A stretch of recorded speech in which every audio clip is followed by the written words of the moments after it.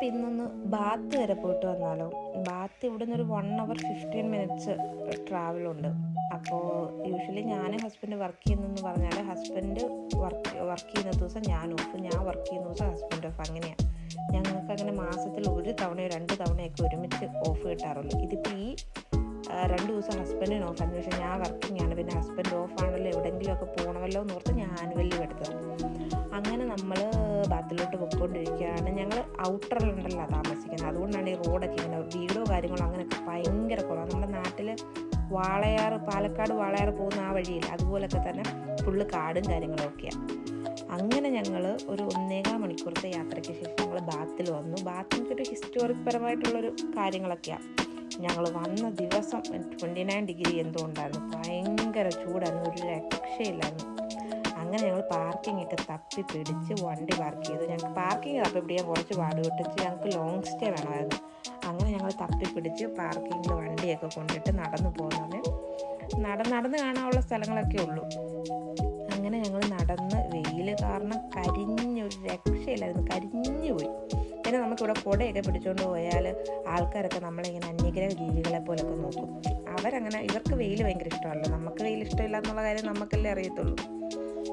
അങ്ങനെ നമ്മൾ കുറേ നടന്ന് ഇവിടെ ഒരു ബ്രിഡ്ജുണ്ട്, അത് കാണാൻ പോകാമെന്ന്, ഫസ്റ്റിൽ അത് കാണാൻ പോകാമെന്ന് പറഞ്ഞ് നമ്മൾ അങ്ങോട്ട് പോയി. പോകുന്ന വഴിയൊക്കെ ഇതുപോലത്തെ കൊട്ടാരം പോലത്തെ ബിൽഡിങ്ങൊക്കെ കാണാൻ നല്ല ഭംഗിയാണ്. അങ്ങനെ ഞങ്ങൾ നടന്ന് ആ വാട്ടർഫോളിൻ്റെ അവിടെ വന്ന്, വാട്ടർഫോൾ എന്നൊന്നും പറയാൻ പറ്റത്തില്ല, ഒരു വെള്ളം ഒഴുകുന്നൊരു സ്ഥലം, അവിടെ നമ്മൾ ചെന്നു. പക്ഷെ നല്ല രസമുണ്ടായിരുന്നു, അതിനകത്ത് ബോട്ടിങ്ങും കാര്യങ്ങളൊക്കെ ഉണ്ട്. പക്ഷേ ഞങ്ങൾക്ക് അപ്പുറത്തെ സൈഡിലോട്ട് എങ്ങനെ പോകുന്നതെന്ന് അറിയാത്തതുകൊണ്ട് ഞങ്ങൾ ബോട്ടിങ്ങിലൊന്നും പോയില്ല. അങ്ങനെ നിന്നപ്പോഴാണ് ഞങ്ങളവിടെ ഒരു ബസ് ടൂർ കണ്ടത്. അത് അവർ ഈ ബാത്ത് മൊത്തം കൊണ്ട് കാണിക്കുമെന്ന് പറഞ്ഞ് ഞങ്ങൾ ചാടി ഓടി അതിനകത്ത് കയറി. പക്ഷെ കയറി കഴിഞ്ഞപ്പോഴാണ് മനസ്സിലായി, ഞങ്ങൾ കാറിൽ വന്ന വഴി കൂടെ തന്നെ പുള്ളി ബസ്സിൽ ഞങ്ങളെ ചുറ്റും കൊണ്ട് കാണിച്ചു. പക്ഷെ അത് ഞങ്ങൾക്കൊരു കയറിയെല്ലാം കഴിഞ്ഞപ്പോൾ ഒരു റിഗ്രറ്റ് അടിച്ചു, അയ്യോ വേണ്ടായിരുന്നു, നമ്മൾ വന്ന സ്ഥലം തന്നെ കാറിൽ പോയി കണ്ടു, ബസ്സിൽ പോയി കണ്ടു എന്നുള്ളൊരു ഇത് മാത്രമേ ഉള്ളായിരുന്നു. അതൊരു 45 minutes ഉണ്ടായിരുന്നു. ഇത് കണ്ടില്ല, ആൾക്കാരൊക്കെ വെയിലത്ത് കിടക്കുന്നു, ഇവർക്ക് ഭയങ്കര ഇഷ്ടം ഇങ്ങനെ വെയിലത്ത് കിടക്കാൻ, ടാൻ അടിക്കാൻ വേണ്ടി. പക്ഷെ നമുക്കതൊന്നും പറ്റത്തില്ല കേട്ടോ. അങ്ങനെ ഞങ്ങൾ പോയി. അത് കഴിഞ്ഞപ്പോൾ ഞങ്ങൾ റോമൻ ബാത്തിൽ പോകാൻ പോയി. അതിൻ്റെ ഫ്രണ്ടിൽ കണ്ടാണ് ഈ പുള്ളി എങ്ങനെയാണ് അത്രയും മണിക്കൂർ ഇങ്ങനെ നിൽക്കുന്നതെന്ന് എനിക്കറിയാം. എന്തെങ്കിലും ഒരു കാര്യം കാണും, അല്ലെങ്കിൽ ഒരു ജീവനുള്ള ഒരാൾക്ക് അത്രയും നേരം അങ്ങനെ നിൽക്കാൻ പറ്റത്തില്ലല്ലോ. അങ്ങനെ ഞങ്ങൾ അവിടെ നിന്നു. അവിടെ ടിക്കറ്റ് എടുക്കണം ഈ റോമൻ ബാത്തിനകത്ത് കയറണമെങ്കിൽ. പിന്നെ ഞങ്ങൾ ടിക്കറ്റൊക്കെ എടുത്തു, അതിനകത്ത് കയറി. പിന്നെ എനിക്ക് ഈ ഹിസ്റ്ററിപരമായിട്ടുള്ള കാര്യങ്ങളോട് വലിയ താല്പര്യം ഇല്ലാത്തതുകൊണ്ട്, എനിക്കതൊന്നും അറിയത്തില്ലാത്തതുകൊണ്ട് എനിക്ക് വലിയ ഇതായിട്ടൊന്നും തോന്നി. പക്ഷേ ഹസ്ബൻഡ് ഓടി നടന്ന് ഫുള്ള് വായിച്ച് അതിനെപ്പറ്റിയൊക്കെ നോക്കുകയും എടുക്കുകയൊക്കെ ചെയ്യുന്നുണ്ട്.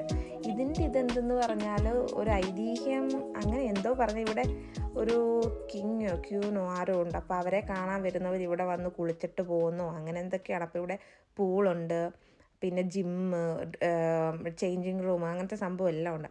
അതുപോലെ തന്നെ ഈ ഒരു പൂള് കണ്ടോ, ഇതിനകത്തൂടെ എപ്പോഴും ഹോട്ട് വാട്ടറാണ് വന്നുകൊണ്ടിരിക്കുന്നത്, നിങ്ങൾക്ക് കാണാം ബബിൾസ് വരുന്നത്.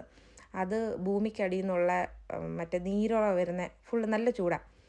അങ്ങനെ ഞങ്ങൾ അതെല്ലാം കണ്ടു കഴിഞ്ഞ് കുറച്ച് ഷോപ്പിങ്ങും കാര്യങ്ങളൊക്കെ ഉണ്ടായിരുന്നു. അതെല്ലാം കഴിഞ്ഞ് വരുന്ന വഴിയിൽ കുറച്ച് ഫുഡും കാര്യങ്ങളൊക്കെ മേടിച്ച് തിരിച്ച് വീട്ടിലോട്ട് പോകണം. ശരിക്കും ടയേർഡായി വെയിൽ കാരണം.